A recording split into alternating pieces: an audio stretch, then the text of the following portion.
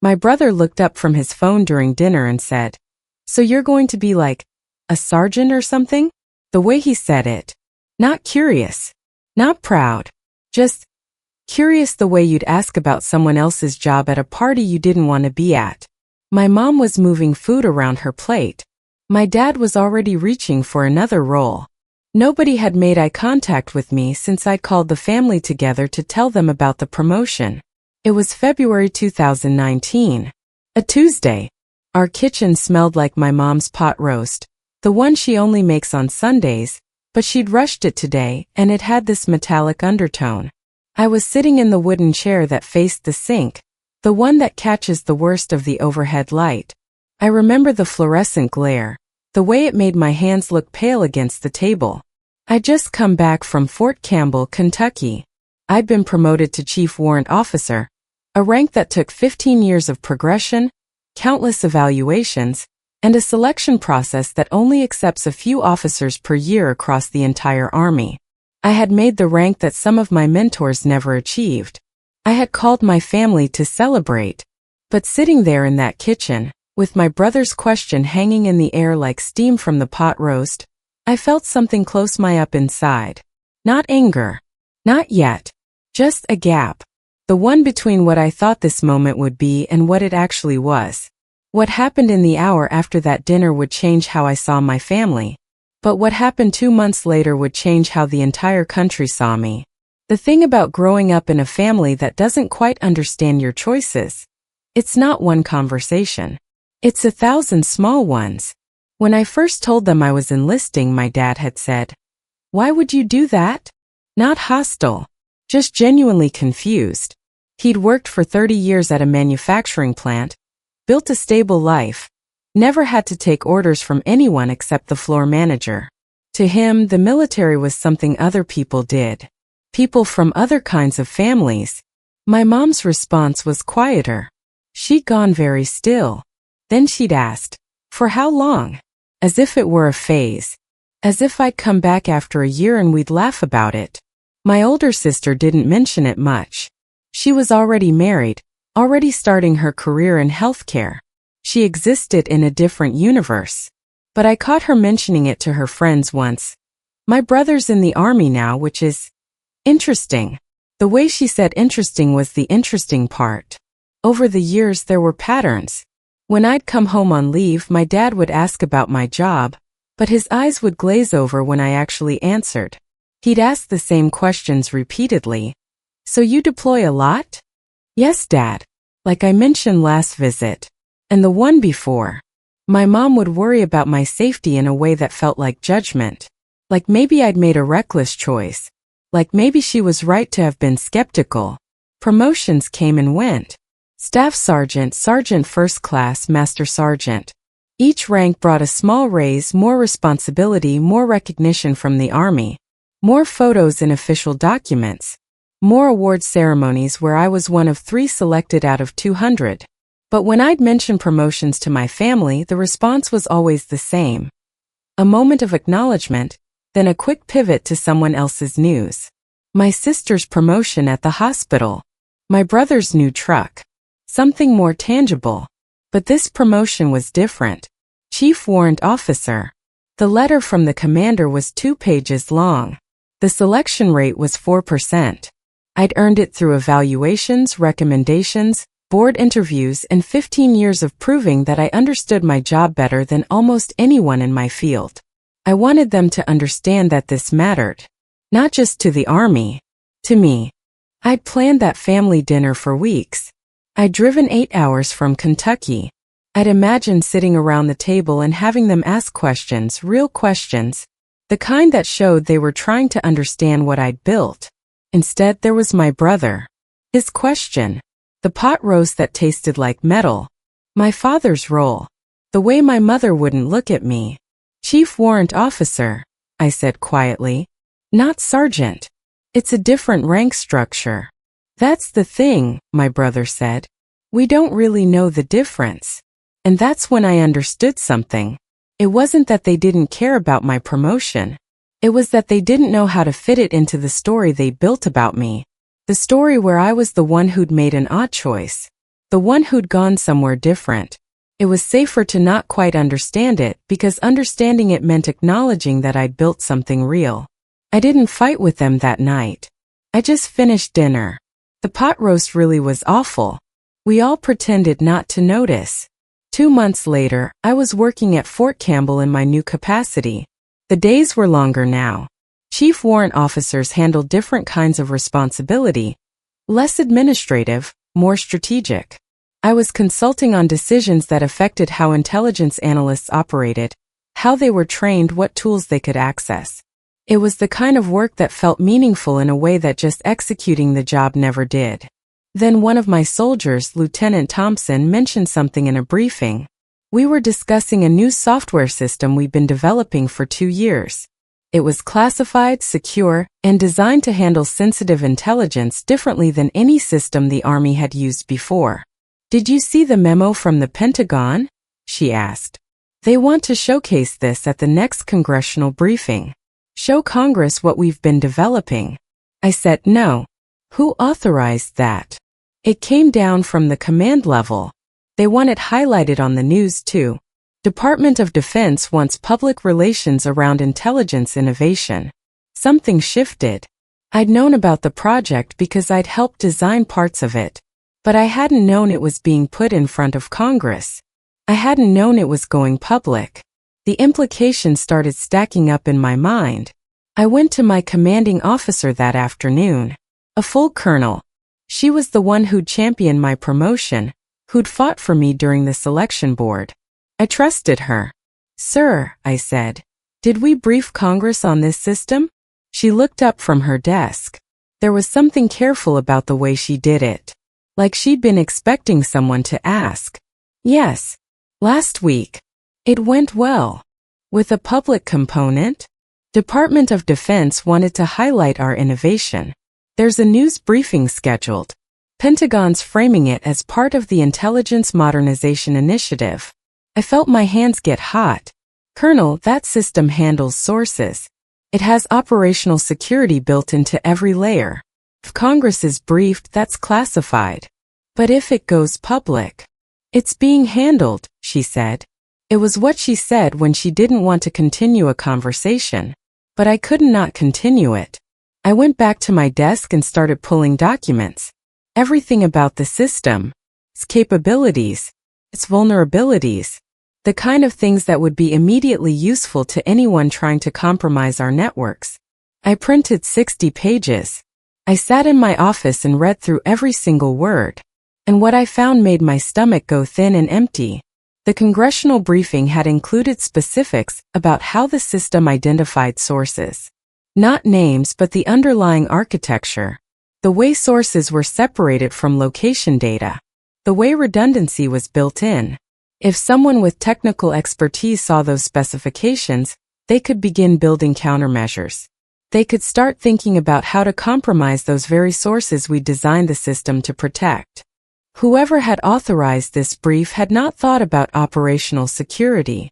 Or they had, and they decided that the public relations win was worth the risk. I called a lawyer that night. Not officially, just a lawyer. Someone I knew from the base. I told him what I'd found. He said, "You need to document everything. And you need to decide something right now. Are you going to report this up? Or are you going to let it go?" That's the thing about knowing something is wrong. Once you know, you can't unknow it. You can only choose what you do about it. I chose to report it. I wrote up everything, dates, document references, the specific risk. I sent it to the Office of Inspector General with a classified routing. Then I waited. 3 weeks went by. Nothing happened. No response. No investigation. Nothing. I kept going to work. I kept doing my job. But I was watching. I was paying attention to who knew what I'd done. My colonel called me into her office on a Thursday morning. "Chief," she said, "we need to talk about your submission to the OA." The temperature in the room changed.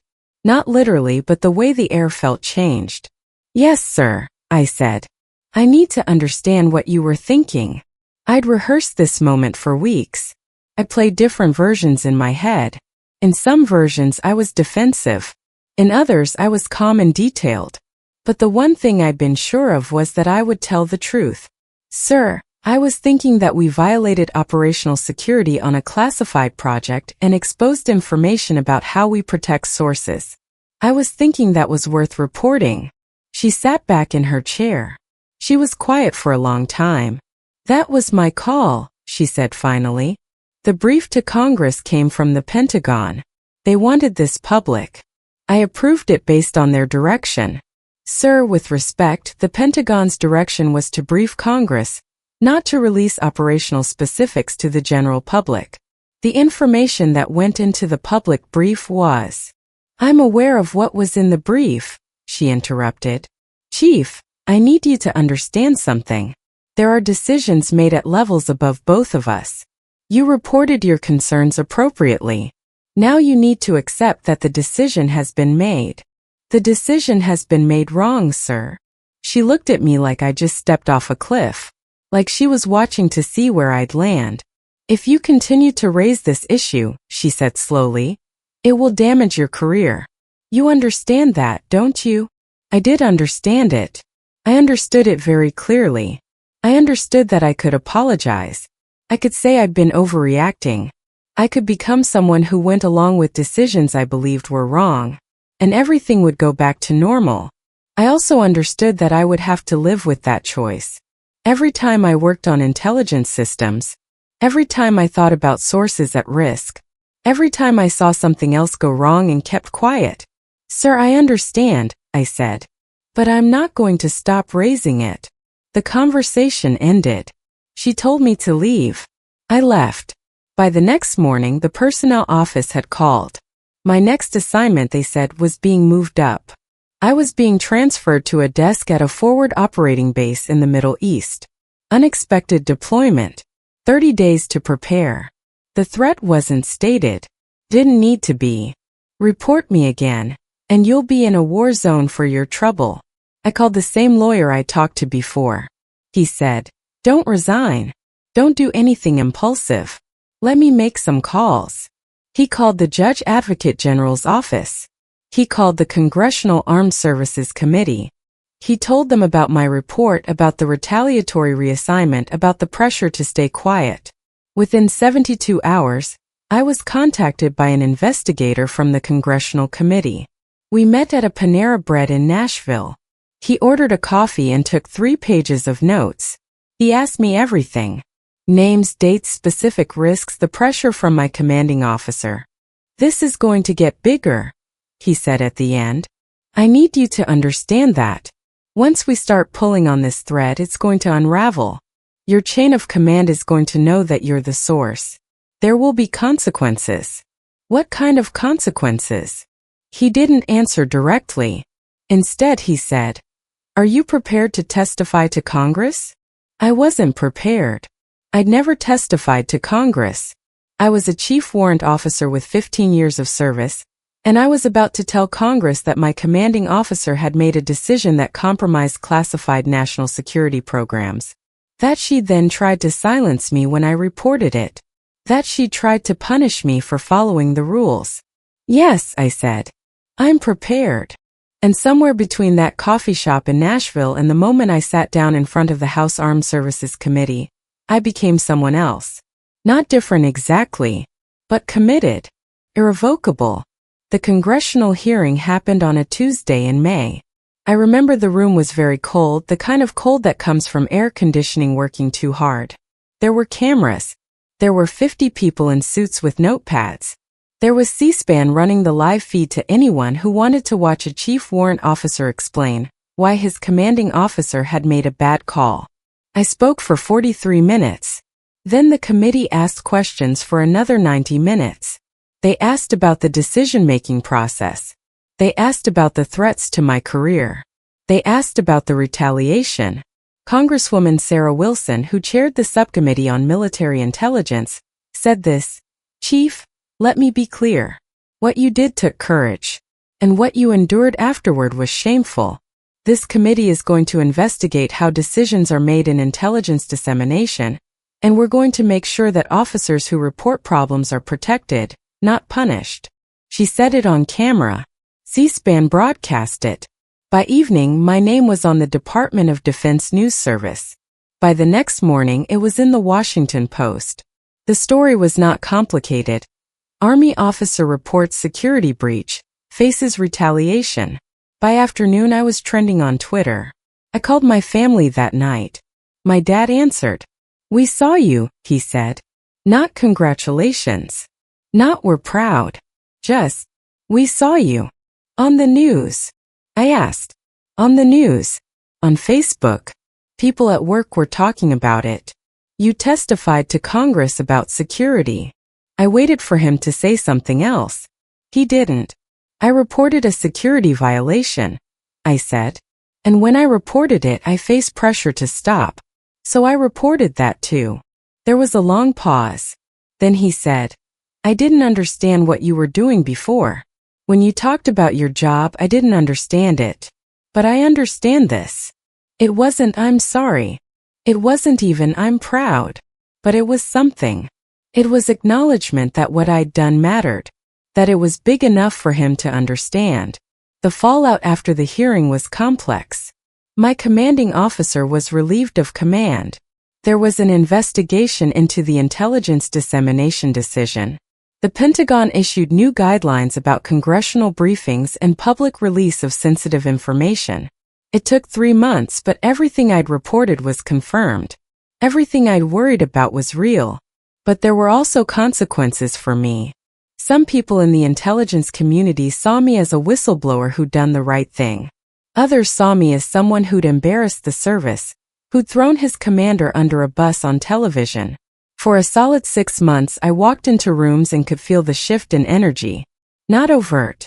Just people being slightly cooler. Slightly more careful. The assignment to the forward operating base was canceled. Instead, I was transferred to Fort Meade. A quiet reassignment. Not punishment officially, but not a reward either. I was the guy who testified to Congress. I was manageable now because I was expected. I wasn't dangerous anymore because the damage was already done. My family started asking me questions after that. Real questions. My dad wanted to understand the details of the intelligence system. My mom had actually read the congressional record. My sister called me to say she'd been talking to people at the hospital about ethics and whistleblowing. She wanted to know how I decided it was worth the risk. I didn't decide it was worth the risk, I told her. I just decided I couldn't live with not doing it. There's a difference there. You don't make brave choices thinking they're worth it. You make them because the alternative is unbearable. A year after the hearing, I got a text from my brother. He was at a bar with friends and one of his colleagues had asked if he was related to me, the chief warrant officer who testified to Congress. My brother said yes. His colleague said, "That took guts. I work in cybersecurity.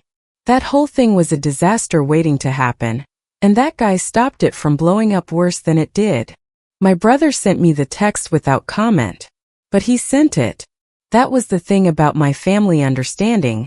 It wasn't them suddenly getting it. It was them slowly building a bridge between who they thought I was and who I actually had become. They still didn't fully understand the military. But they understood integrity. They understood doing something hard because it was right. I think about that Tuesday night in the kitchen a lot. The pot roast. My brother's question. The moment I realized that my family's understanding of my career was less important than my understanding of myself. But I also think about what came after. How when things got hard, people I thought didn't understand came through. How my dad learned about operational security just so he could talk to me about what I'd done. How my sister started thinking differently about her own workplace. How my brother who'd asked, "So you're going to be like a sergeant?" learned why it mattered. This is the thing about being the person who does the hard thing. It's lonely until it's not. You're standing alone in the kitchen with a lukewarm pot roast, and you feel invisible. Then you're sitting in front of Congress cameras, and suddenly you're very visible. And eventually you're just the person who did something true, and people either understand that or they don't, and both things are okay. If you've ever stood in a room and felt like nobody got what you were doing, not your family, not your peers, not the people around you, you understand that gap. That moment when you realize the acknowledgement you wanted will never come, and you have to decide if you can live without it. I did.